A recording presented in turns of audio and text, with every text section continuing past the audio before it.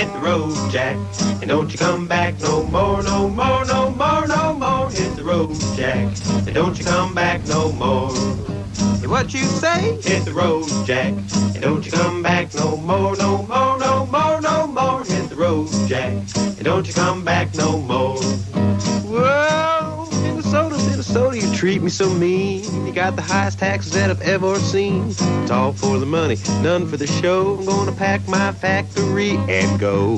Whoa, Minnesota, you just won't let my company grow. You tax my nose every time it blows. I'm gonna pack my plant and go. Hit the road, Jack, and don't you come back no more, no more, no more, no more. Hit the road, Jack, and don't you come back no more. When I visit with a Minnesota business, I tell them very seriously, I hope they don't have to move and go anyplace. But if they have to make a move, I want them to come to South Dakota.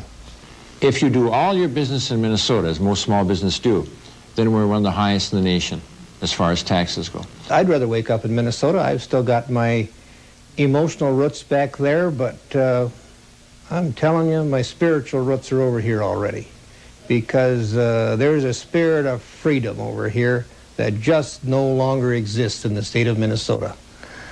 I guess I'm angry at Mr. Clark that he didn't stay in Minnesota, you know, and help the Worthington residents.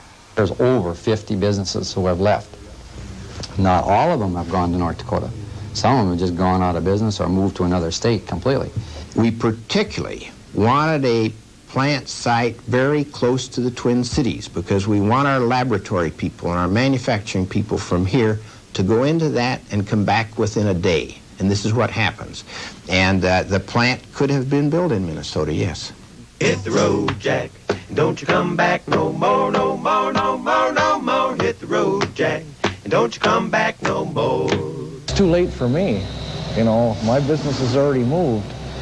So maybe it'll save some other people from being uprooted from where they live and moving to another state. Rick Jones drives 160 miles a day to keep his job. He's been doing it ever since his company moved from Worthington, Minnesota to Sioux Falls, South Dakota to save money. I'm John Bachman. Many Minnesota businesses have moved to other states or expanded in other states and have taken jobs desperately needed here. There are many reasons why they do that, sometimes because of location, but often because taxes, workers' compensation rates, and other costs are lower outside Minnesota. For the businessman, it's simply good economics. But for Minnesota, it's aggravating an already bad situation, high unemployment, and a state budget that refuses to be balanced. Many of our lawmakers agree now is the time to stop the Minnesota exodus. Hit the road, Jack, and don't you come back no more, no more, no more, no more. Hit the road, Jack, and don't you come back no more. What you say? Hit the road, Jack, and don't you come back no more, no more, no more, no more. Hit the road, Jack, and don't you come back no more. New Grandma's chocolate chip cookies. You know what bugs me about some of them chocolate chip cookies, Bessie? No. They're hard and dry. Got no character. That's right. But yours are crispy. Yep. Fresh tasting, lots of chips. I might add delicious. But the amazing part is, you're the worst cook in Crawford County. What happened? Just a late bloomer, I suppose. New Grandma's cookies taste suspiciously close to homemade. It's a warm welcome home when your feelings show you care and you share the things you love. With Hot Quick, you give them the goodness of milk and a richer, more chocolatey taste than instant hot cocoa mixes. Show you care with a warm welcome home. Hot Nestle Quick chocolate flavor, the rich chocolate taste that's not watered down. Minnesota lawmakers are meeting in a crucial session.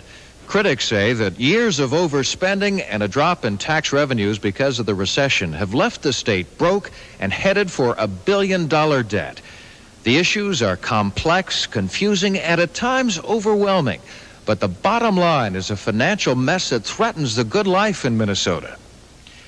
In the coming hour, we'll be presenting some startling information about jobs in Minnesota, jobs lost to other states. Much of the information is controversial, but our purpose is not to take sides or advocate a position. We'll present the facts and hope to stimulate discussion and action. Most economists agree a key to balancing the budget is a return to business prosperity and the creation of new jobs. But our reputation as the state that works has already been tarnished by a growing image as a high-tax anti-business state. And the taxes are indeed high, some of the highest in the nation. The top Minnesota brackets for personal and corporate income taxes, 16 and 12% respectively, are the highest in the nation. Minnesota's current 6% sales tax is the second highest in the nation. Business premiums on workers' compensation insurance for injury or disability and manufacturing jobs are the third highest in the nation. And our workers' comp rates are frequently 5 times as high as neighboring states. In addition, Minnesota is now about $300 million in debt to the Federal Unemployment Insurance Fund, a debt that's expected to be paid back by even higher business taxes. Whether Minnesota has a bad business climate has been long debated, but there is growing evidence high taxes are slowing growth in at least one key area, manufacturing. At the Federal Reserve Bank in Minneapolis, economist Dave Dahl studied the effects of rising taxes on Minnesota business growth in the 1970s. We found two things. Number one was that using the selected measures that were in this study, that Minnesota's growth had slowed in the 70s, or at least during the period of 70s we measured, which was really the first 8 years, relative to what it was in the 60s. So that was kind of the first test that we ran. The second test was to look at see how Minnesota's growth compared with that of its surrounding states. Dahl says before the late 1970s, Minnesota had outpaced the national average in the area of manufacturing growth. And manufacturing is still a vital element of the state's economy, producing about 25% of the state's income. In fact, with the current decline in agriculture, manufacturing jobs may be even more important in the 80s. So I think you can see this has been an area where we seem to have had some comparative advantage over a fairly long period of time. So it seems to be, and it seems to me that where you have some advantage, this sometimes is the place to look. You know, this is where you want to nurture and expand and grow, your chances are. I think another reason why manufacturing is important, and there's a lot of talk about, you know, we're in a service economy and the economy's changing, that in some respects services and manufacturing are not either-or situations, that a good, strong manufacturing economy produces a lot of good service-type jobs. For example, I was reading in some periodical this morning about an industrial design firm, which is the kind of service growth that we really want to have, and a lot of people would like to have. But that growth in that type of firm depends particularly upon having a lot of good manufacturers here, so they've got clients that they can service here and grow and expand. So I think manufacturing helps and nurtures a lot of the other components of the Minnesota economy. Economist Dahl found that high taxes were slowing Minnesota business growth in the 1970s, especially compared to neighboring states. A new study at the Small Business Development Center at the College of St. Thomas is discovering that much of our neighbors' growth is at the expense of thousands of Minnesota jobs, most of them in the area of manufacturing. The St. Thomas survey won't be complete for another month, but the preliminary findings are staggering. Since 1967, at least 81,000 jobs have been moved out of Minnesota as the result of companies either relocating or expanding out of state rather than growing here. In payroll alone, this amounts to more than $10 billion lost to the Minnesota economy. And in the long run, you know, the health and the prosperity of all Minnesotans is really dependent upon the income that's derived from manufacturing exports. Mark Anderson is a tax specialist for the Minnesota Association of Commerce and Industry. He, too, says manufacturing jobs are crucial to Minnesota's economy. United States Department of Commerce figures since 1967 show Minnesota's overall workforce has grown by 460,000 jobs, including 60,000 new manufacturing jobs. But those gains don't comfort Anderson because most of the new jobs are lower-paying service jobs. And while we've gained 60,000 manufacturing jobs, during the same period, the state lost 80,000 other manufacturing jobs. This according to the St. Thomas College study. Well, I think if we had those 80,000 jobs and we had the manufacturing investment from those 80,000 jobs, we would not have a budget crisis today. We wouldn't have had a budget crisis in 1979, 1980, 1981, and 1982. The income tax revenues, the sales tax revenues, the corporate income tax revenues would have more than funded, I think, most expectations of state and local governments in the last 4 years in Minnesota. Minnesota Secretary of State Joan Grow reports new evidence that Minnesota does not have a bad business climate. She notes that the number of new incorporations rose from 7,293 in 1981 to 7,313 in 1982. That's the second highest increase in the number of new incorporations. But Anderson says those figures can be misleading. On its face, those numbers on the new incorporations appear to be, a very optimistic sign for the future. You start to dig deeper into incorporations in the United States, you find out that there are well over 500,000 incorporations per year. Minnesota's share of those incorporations is running a little over 1%, while our population nationally is a little bit less than 2%. So perhaps we're really not getting our share of new incorporations when we compare the Minnesota rate to the national rate. The other things about incorporation statistics are that generally during times of recession and economic decline, the academic scholars have found that the rate of incorporation increases because entrepreneurs and skilled people in declining industries go off and do the things they maybe always wanted to do, and the first step of that is incorporating. Another factor is that many of these incorporations are just reincorporations of existing corporations. They're incorporations of partnerships or proprietorships. This is often found when there's a sale or a transfer of the business or someone's trying to protect assets, that there will be an incorporation in order to do that. I think the figures in the last couple of years are somewhat a positive sign, but I don't think they've signaled that the Minnesota business climate is rosy. Hit the road, Jack, and don't you come back no more, no more, no more, no more. Hit the road, Jack, and don't you come back no more. Why don't they just say, when the business comes over there, that the corporate heads have to also move to South Dakota while you wouldn't catch them over there dead in South Dakota? Oh, come on. They're 50th in about anything by any standards.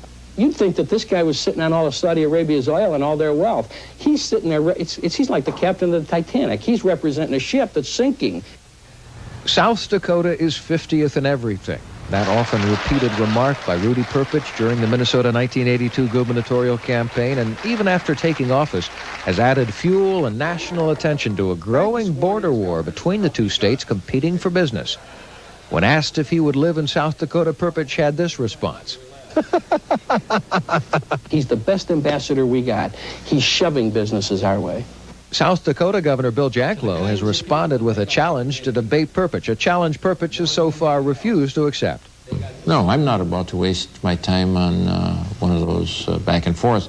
But while Jacklow may not get to debate Perpich face-to-face, the South Dakota governor continues to make political hay out of the feud, such as when speaking before the Sioux Falls Junior Chamber of Commerce. One of the key things that my friend over in Minnesota never figured out is there are none of his problems that will go away by pointing his finger at somebody else. They will go away by rolling up their sleeves and digging in and starting to deal with and address the problems that affect the people in their society just as we've done in ours. And as I said tonight in that interview that I had, you know, for all the things they might want to say about us, I represent a state that has no state debt.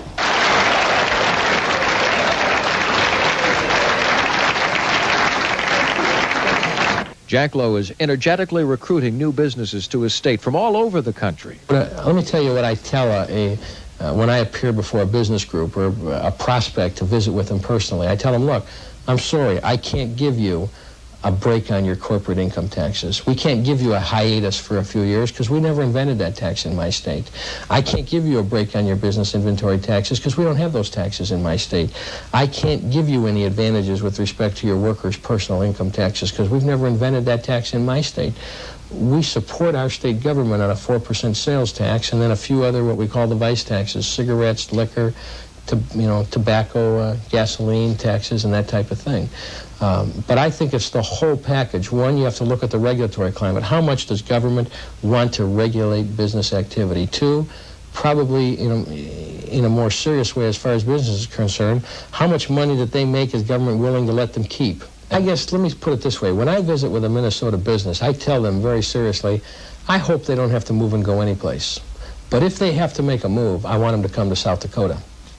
These shovels represent new businesses breaking ground in South Dakota. Estimates vary on the number of Minnesota firms that have made the move, but it's generally agreed at least 60 companies have left since 1969, taking 7,000 Minnesota jobs with them.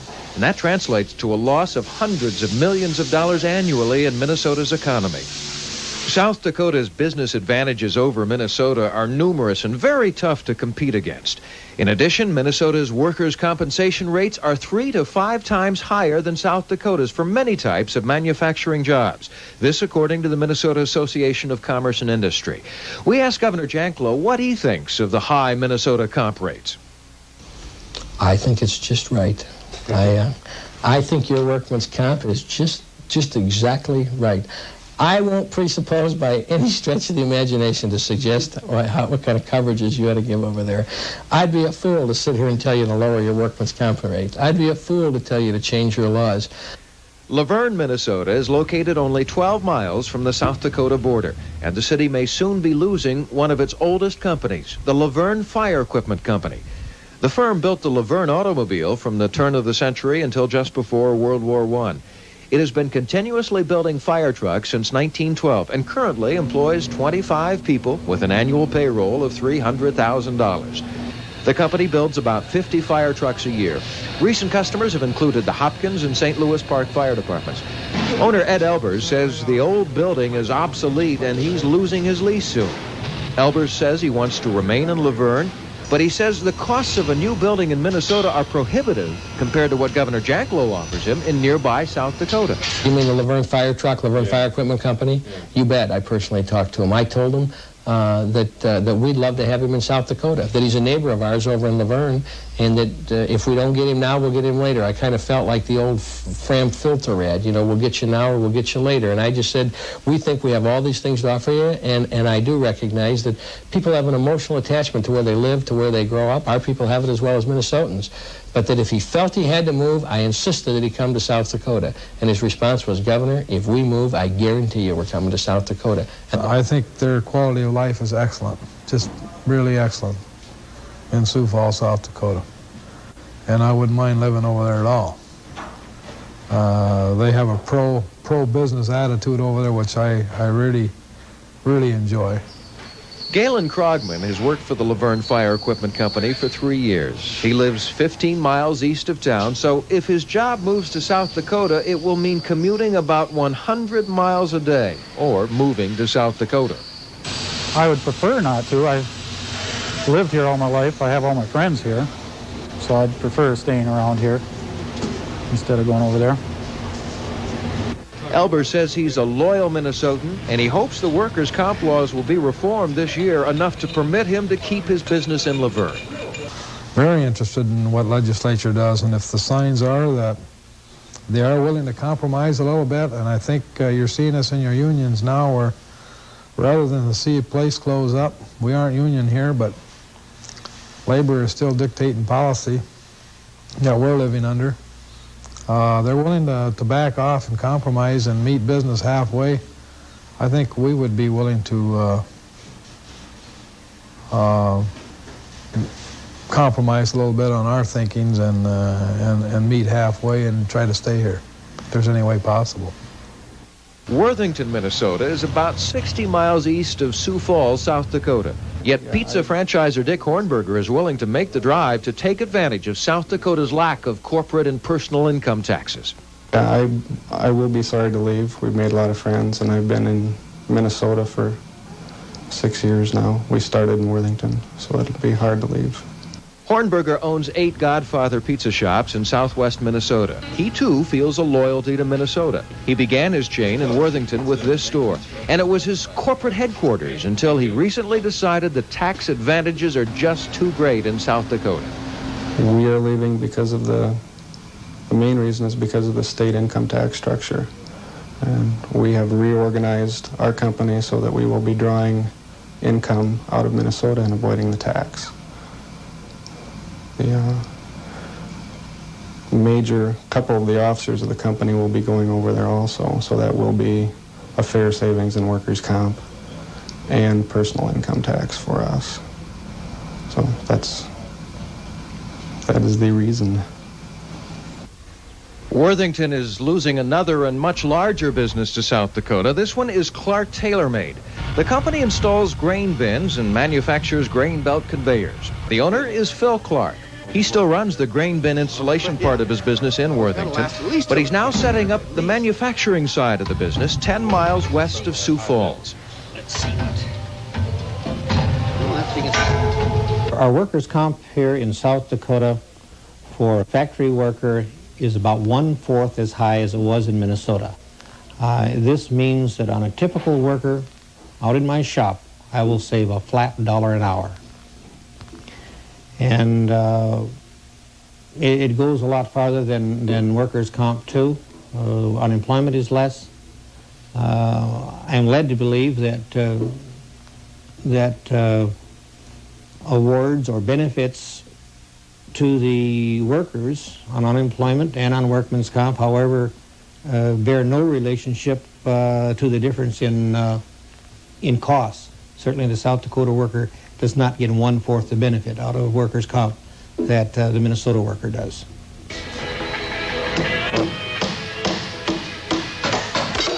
We have calculated with actual figures that in running a modest-sized crew in this shop, we will save enough on workman's compensation, on unemployment insurance, on general insurance, to nearly pay our entire lease.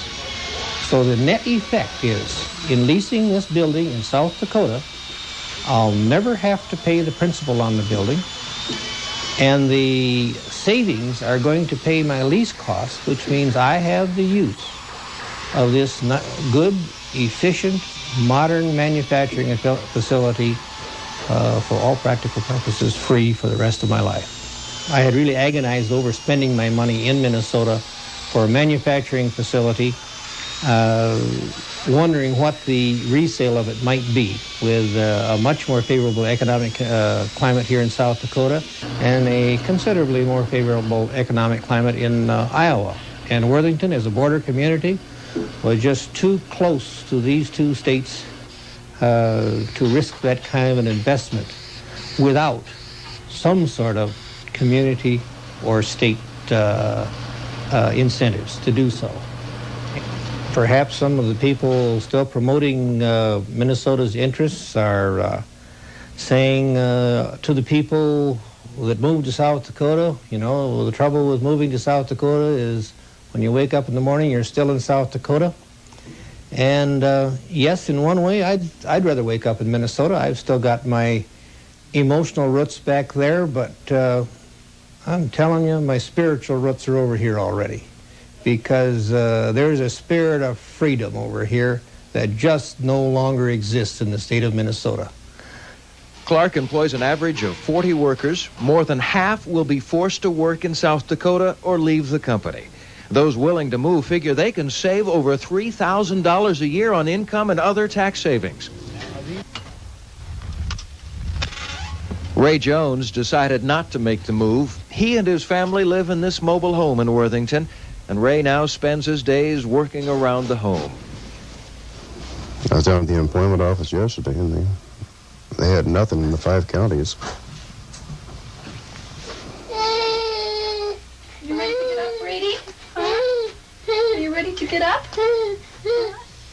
Ray's wife, Lucille, has taken up babysitting while her own children are in school. The family's roots are in Worthington, and leaving is out of the question for them.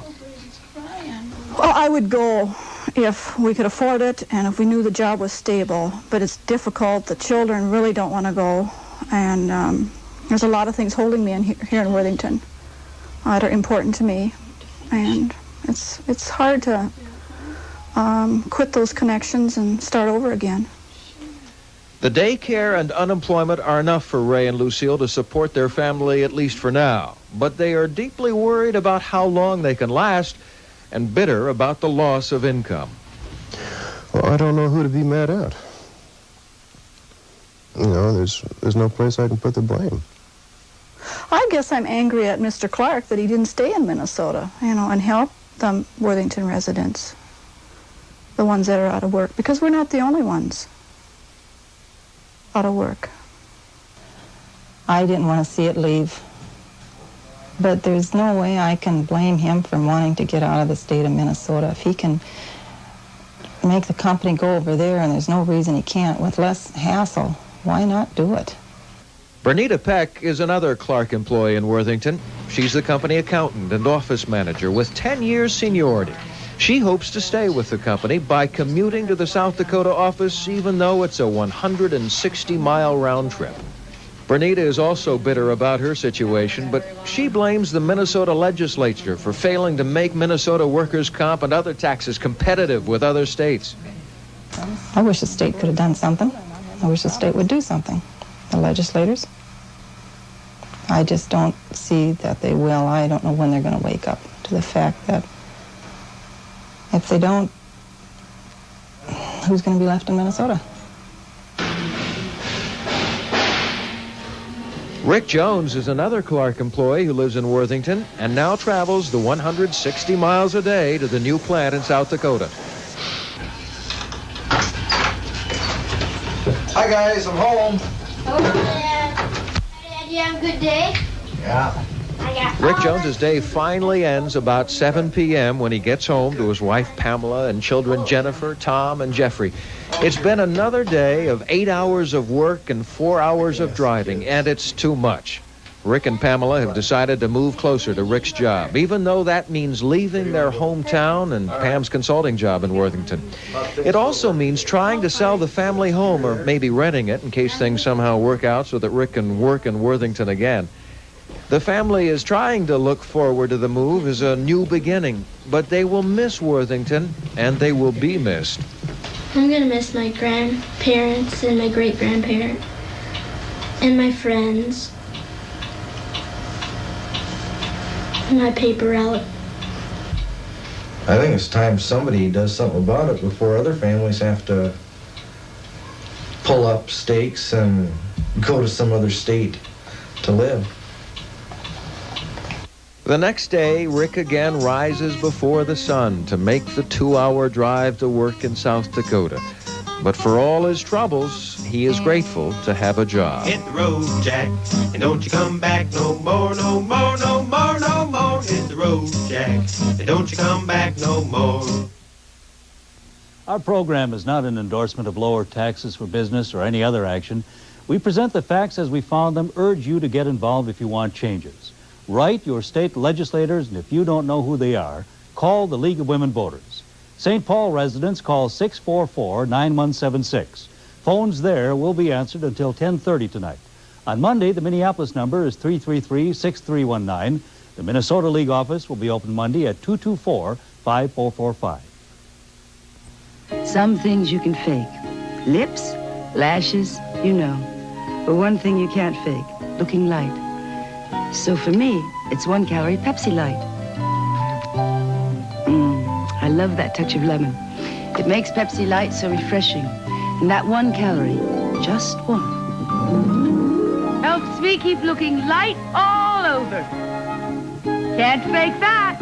Looking Pepsi Light. Son, I'm gonna throw the book at you. Not that book. That's Snyder's Price Chopper sale book. It's worth money. Money? Yeah, Snyder drugstores are mailing this incredible coupon book directly to your home. Inside, you'll find Triaminosin Liquidor tablets now specially priced. I won't throw this book at anybody. I'll redeem those Snyder Price Chopper coupons and save. Case dismissed. Don't get the book thrown at you. Look for your Snyder Price Chopper coupon book. It's free and worth a lot of loot. The costs of running a business in Minnesota are staggering when compared to surrounding states. The College of St. Thomas and St. Paul conducted a study of those costs using a model business with a $5 million facility, $500,000 in taxable income, and 100 employees in electrical equipment manufacturing. If that business were located in St. Paul, each year it would pay $222,581 in real estate taxes. Corporate taxes would be an additional $38,250. And it would pay $94,230 a year for workmen's compensation insurance. The total state-induced cost in St. Paul then would be $355,061 a year. The same business in bordering states would pay far less. In Fargo, North Dakota, those same state-induced costs, real estate and corporate taxes and workmen's compensation insurance, would total a little over $107,000 a year. In Sioux Falls, South Dakota, the cost would be a little more, nearly $120,000. Business costs to the south are by far the highest of our neighboring states. In Decorah, Iowa, the study concludes that our model business would pay $208,000 in state-induced costs. And to the east, a business in Hudson, Wisconsin, would pay only $128,000.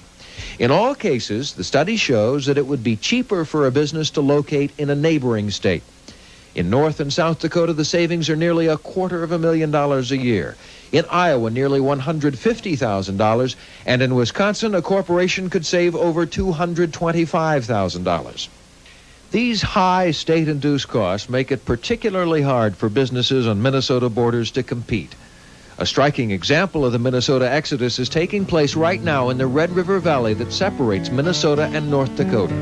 From this valley they say you were going. We will miss your bright eyes and sweet smile. For they say you were taking the sunshine that has brightened our pathways a while. Business on the Minnesota side of the Red River Valley is dying, while on the North Dakota side, it's booming. The city of Moorhead did a comprehensive study in late 1981 comparing its economy to its sister city of Fargo, North Dakota. Between 1970 and 1980, Moorhead's population grew only 1%. But in Fargo, during that same 10-year period, the population grew almost 12%. Also, Fargo's per capita income is growing twice as fast as Moorhead's. In the early 1980s, Moorhead lost over 1,000 jobs, mostly in manufacturing. Moorhead also lost 23 businesses to North Dakota.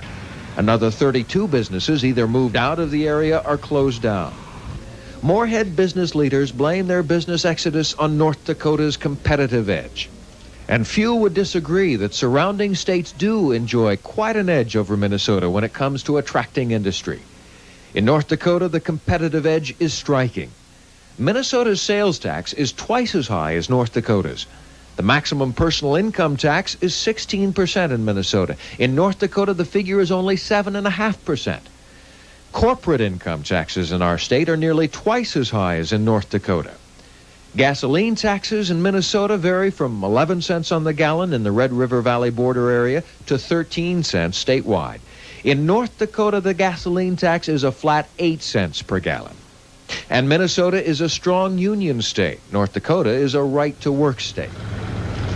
In addition, North Dakota has other strong tax advantages over Minnesota in attracting new industry.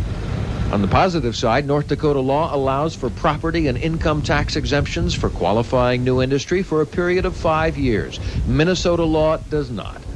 On the negative side, Minnesota's workers' comp rates for jobs that pay $20,000 a year are 5 times higher than North Dakota's.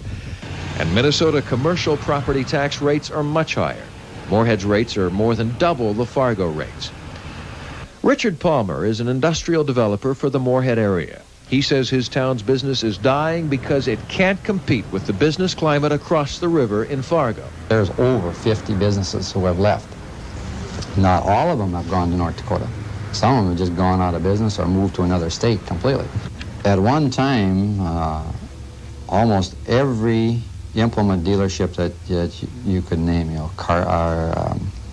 Minneapolis, Moline, and John Deere, and International Harvester, Farmall, I don't know what some of the other ones are. Almost all of them had businesses in Moorhead. We now have none. Don't have a single one in this town. They're all in Fargo. So that they've all moved. We've lost commercial businesses. Sears no longer has an operation in Moorhead. It's in Fargo. Penny's is in Fargo. Dayton's is in Fargo. Target is in Fargo. You know, I dearly love the state of Minnesota. It's just, I lived there for 44 years, but they just They really aren't doing anything in the state of Minnesota that's conducive to bringing in new business or keeping the old ones. Buzz Larson is another ex-Moorhead businessman. He moved his truck stop operation to Fargo recently to save an expected $15,000 a year on reduced taxes and other expenses. His biggest savings will be on workers' comp. A man that's making $20,000 a year, it's going to cost about $2,300 just for the work comp in Minnesota for that one man. In North Dakota, for a new company starting up, it'll cost $402. God bless Minnesota, land of 1,000 lakes. We grow sugar beets, corn and potatoes, which we ship to every state. We are happy, true and loyal, and we welcome one and all. God bless Minnesota, the best state of all. Letha Wallin is a lifelong native of Moorhead. She's a feisty, gregarious, retired school teacher who's proud of her state and hometown, but she too sees problems in the business community. It hurts. I just about cried when our hardware store went out. I just about cried when our friends went out here in this business. It's a sadness to see people to lose money and to lose friends that are working here, that they have to lose a job and they know they aren't working and you know that they haven't any money coming in. And no matter, we all deserve a living and deserve to make things work if there's a working chance. Morris Lanning wears two hats in Moorhead. He's vice president for student affairs at Concordia College, and he's been mayor of Moorhead for 4 years. We're losing population, we're losing business, we're finding it very difficult to attract people and to attract jobs to our community. We're going to see an erosion of our tax base as a result of that kind of thing. Breckenridge, Minnesota is located 50 miles south of Moorhead. And like Moorhead, Breckenridge is losing business and residents to a sister city, Wahpeton, North Dakota. The difference between the two towns' business districts is striking. Breckenridge is stagnating and closed shops are becoming common. In 1970, Breckenridge had 4,200 residents. Today, it has 3,900. In 1970, Wahpeton had 7,000 residents. Today, it has 10,000. Across the river, Wahpeton is alive with new construction.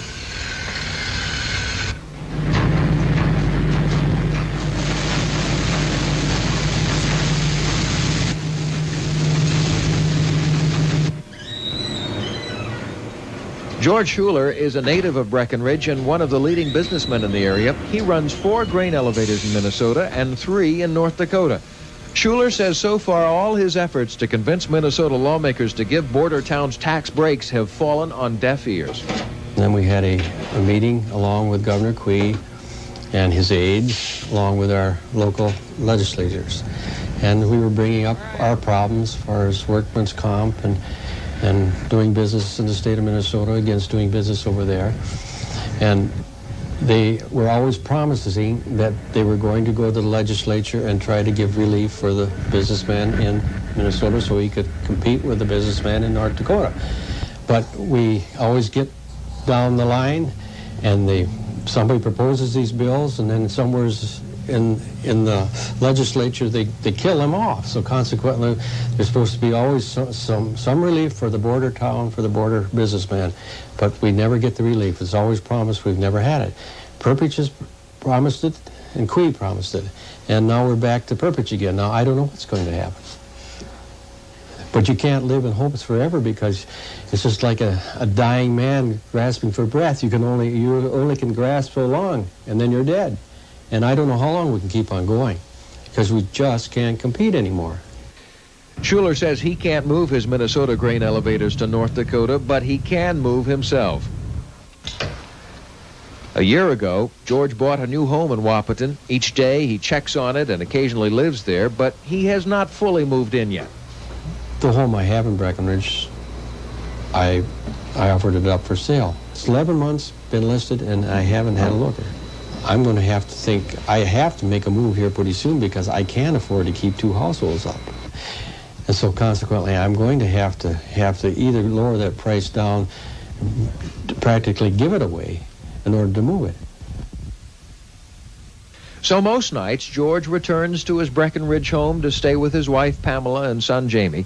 Jamie's a senior at the Breckenridge High School. He's not anxious to move, and he's not alone. I grew up in Breckenridge, and George and I both graduated from high school here. It was really hard for me to think of moving from Breckenridge because I was on the County Planning Commission. I'm on the local library board and active in things in Breckenridge. And it's different now to be part of Wahpeton. Legalized gambling is an indirect tax advantage business has in North Dakota. Each year, the games raise about $50 million for the state treasury. We found ex-Minnesotan Jim Post at this card table in Wahpeton. I can see why people want to get the hell out of Minnesota. The taxes are getting pretty high, and I'm sure these businesses feel the same damn way there. Why not go someplace else when you can get by a lot cheaper? I can see that. The businesses are moving out of Minnesota and moving into these bordering states because they can get by a lot cheaper on their taxes. Why stay here and get taxed to death when you can go someplace else and get by a lot cheaper? It only makes sense to me. The competitive edge doesn't just lie to the west, but to the east as well. Although Wisconsin was once plagued with a reputation as an anti-business state, that reputation is changing. And Wisconsin is becoming an attractive alternative for businesses looking for solutions to higher costs in Minnesota. Minnesota's sales tax is 6 cents on the dollar compared to 5 cents in Wisconsin. Minnesota's personal income tax stands at a maximum 16%. In Wisconsin, the figure is only 10%. Top corporate taxes in Minnesota are 12%, while Wisconsin's are only 7.9%. And manufacturing firms in Minnesota pay nearly triple the Wisconsin workmen's compensation rates. With our salaries at over $1 million, the move to Wisconsin could save us anywhere from $65,000 to $70,000 a year. So it's just a matter of economics. We really don't have a choice in the move. We just have to do it. Knutson Trucking has operated out of Red Wing for decades. Well, Gary, your load today will pick up trailer 630 over at Northfield and take to Solon, Ohio. Deliver Wednesday night at 6. The firm provides about 100 jobs and does business in every state in the nation. They've already moved the business office across the Mississippi River into Hager City, Wisconsin. Land has been surveyed for the trucking terminal, and it's all but certain that construction will start this year. The move will take place this summer, unless, of course, the legislature might have a change of attitude, not attitude, but it might make some adjustment to the workman's comp rate. Hit the road, Jack, and don't you come back no more, no more, no more, no more. Hit the road, Jack, and don't you come back no more. Texas and New Orleans await you. Holiday Travel's 14-day Texas-New Orleans tours are filling fast, so call soon. And remember, Holiday Travel offers a 100% refund up to 24 hours before departure if you must cancel from any motor coach tour. For a free Texas and New Orleans brochure, call Holiday Travel in Roseville at 633-1122.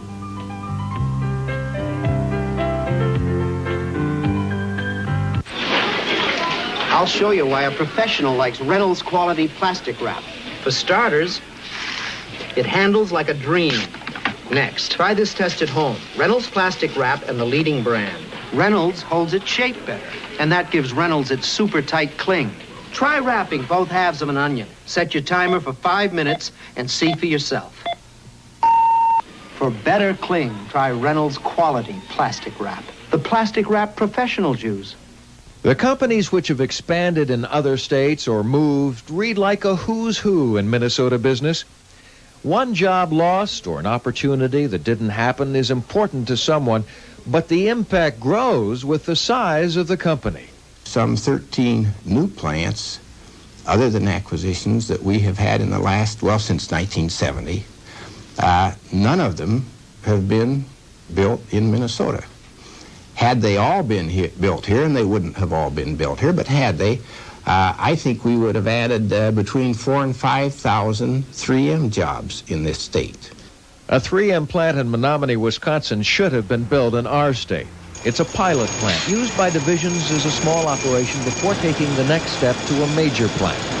We particularly wanted a plant site very close to the Twin Cities because we want our laboratory people and our manufacturing people from here to go into that and come back within a day. And this is what happens. And the plant could have been built in Minnesota, yes. We have had approaches from other states trying to entice us, either this headquarters or part of it or our plants or whatever, into their states. And we had no approaches from Minnesota. Whether we stayed or didn't stay didn't seem to be of concern. Tom Valenti retired last summer as president of the Onan Corporation. The company built a new plant in Fridley about a decade ago. Still growing, a few years later they wanted to expand on the Fridley site. But about that time, lawmakers raised taxes on business. Valenti says they looked around and built a $25 million plant in Huntsville, Alabama. The governor of Alabama, Governor Wallace, the mayor of Huntsville, Joe Davis, and all of the people down there just aggressively pursued an opportunity to bring investment and jobs to their state. And as inducement, what they did for us when we finally decided to go in, they did all of our site preparation work, $250,000 worth of preparing the site and putting in the parking lots and driveways and all that sort of thing.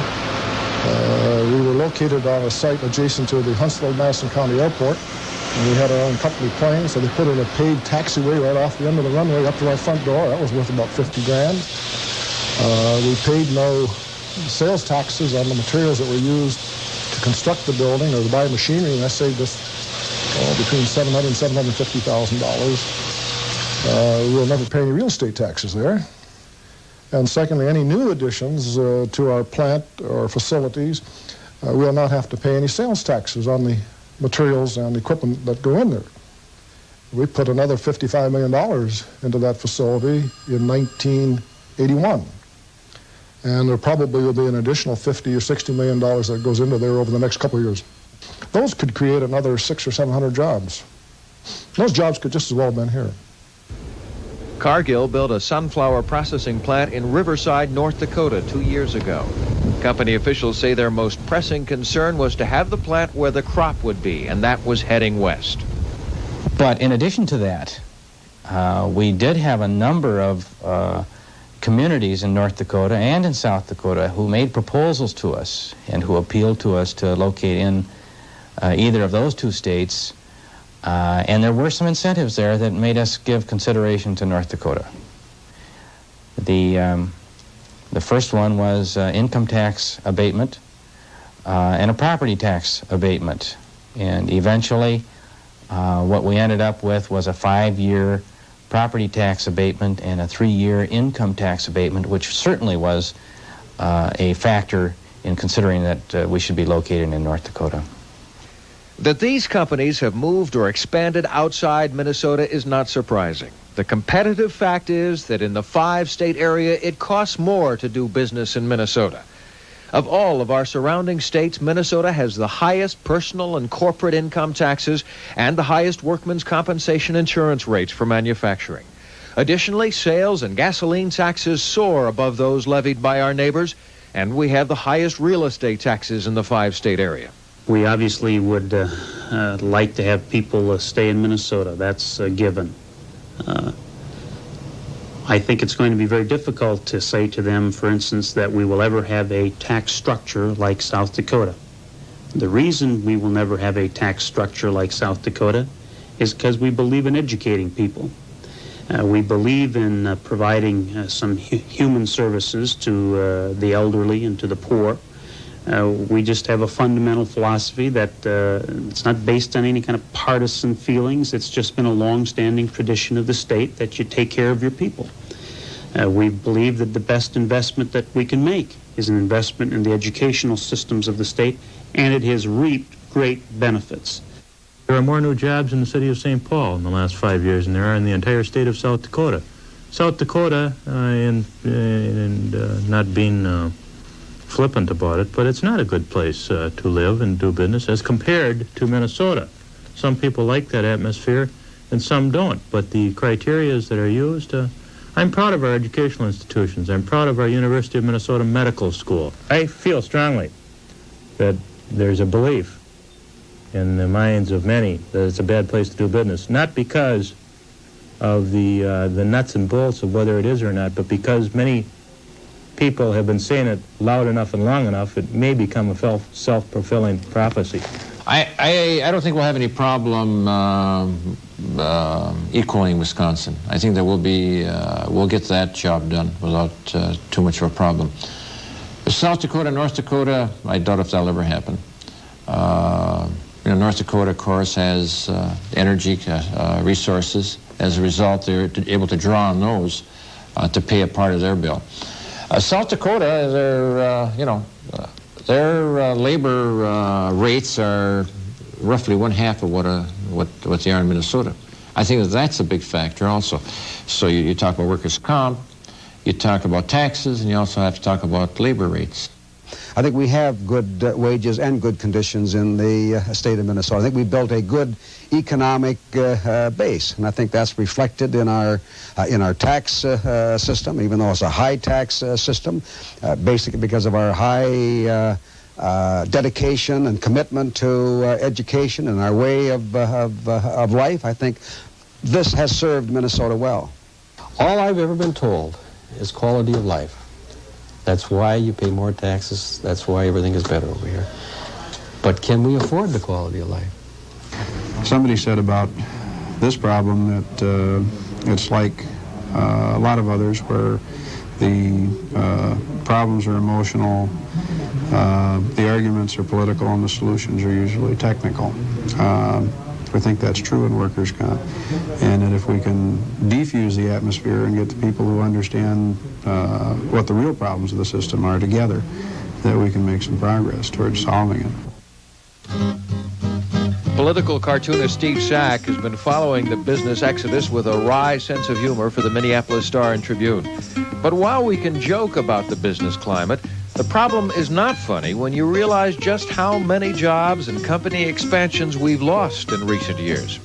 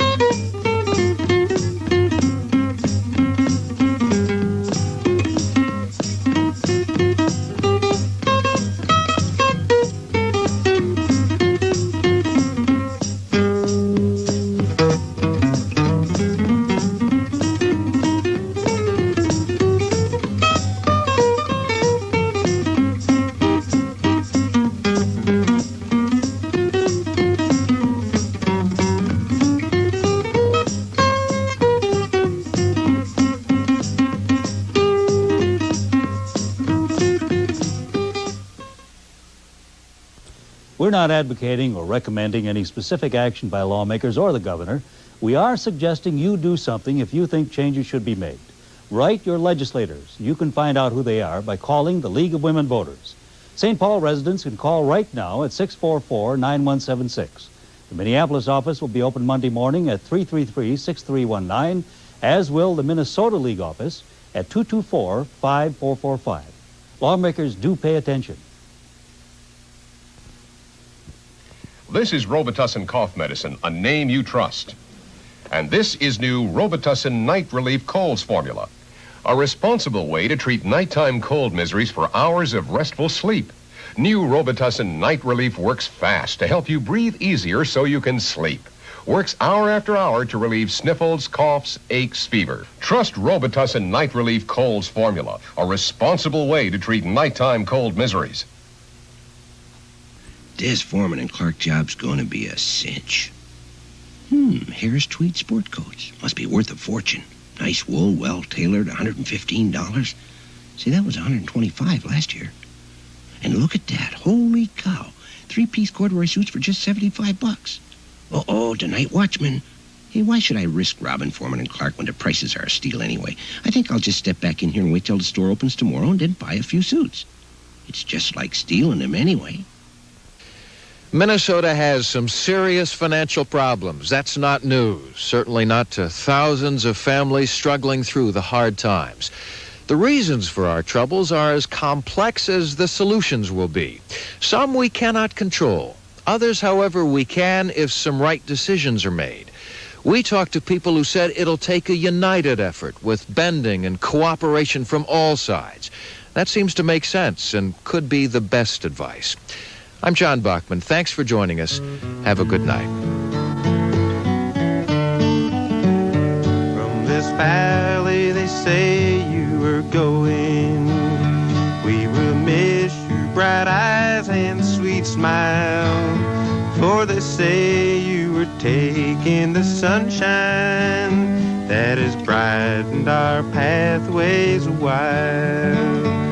I've been thinking a long time, my darling, of the sweet words you never would say. Now at last must my fond hopes be broken, for they say you are going away. Come and sit by my side if you love me. Do not hasten to bid me adieu. Just remember the Red River Valley and the one who has loved you so true.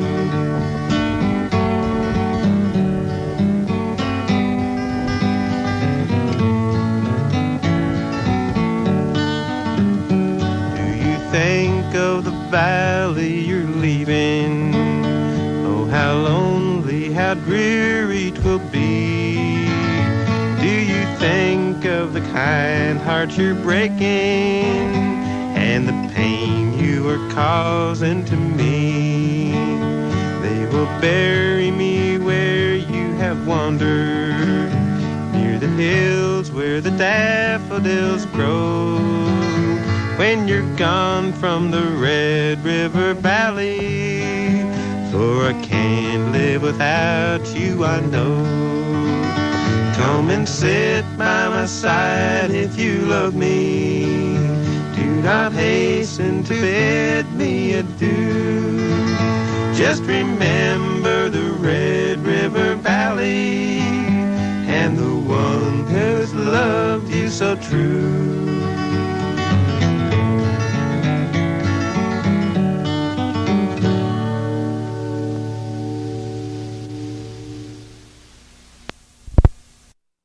Which Ronald Reagan carried 4-1 in 1980, is not politically impressed by Mondale either. We'd like to treat him as just plain Walter Mondale. Fritz. Fritz. Yeah. Yeah. Democrats call him Fritz and Republicans call him Walter. Walter Mondale. What baffles the politicians here in Minnesota is why just a month before he announced he wanted to be president of all the people, especially those tasting the grapes of wrath, Walter Mondale would buy a house in a rich man's preserve. That's Nightly News for Monday. I'm Roger Mudd, NBC News, St. Paul. And I'm Tom Brokaw in New York. Good night from all of us at NBC News.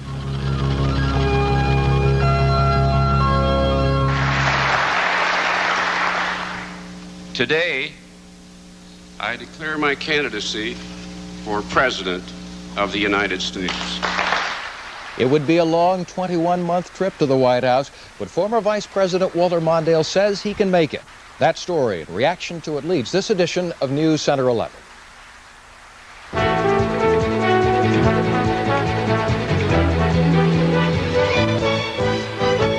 This is News Center 11 for WTCN-TV, Minneapolis, St. Paul. Good evening. The wait is over, and tonight it's official. Minnesota's own Walter Mondale says he'd like to become the next president of the United States. Mondale chose a very friendly audience of a joint session of the Minnesota legislature to make his announcement and to tell us why he thinks he's qualified to do the job. I have the experience. I know the White House. I know where the talent is. I know how to shape a government. I know how to manage and how to lead. I know how to defend this country, and I know how to search for peace. I know who our friends are, and I'm on to our enemies. I know the American people, and I know myself, and I am ready to be President of the United States.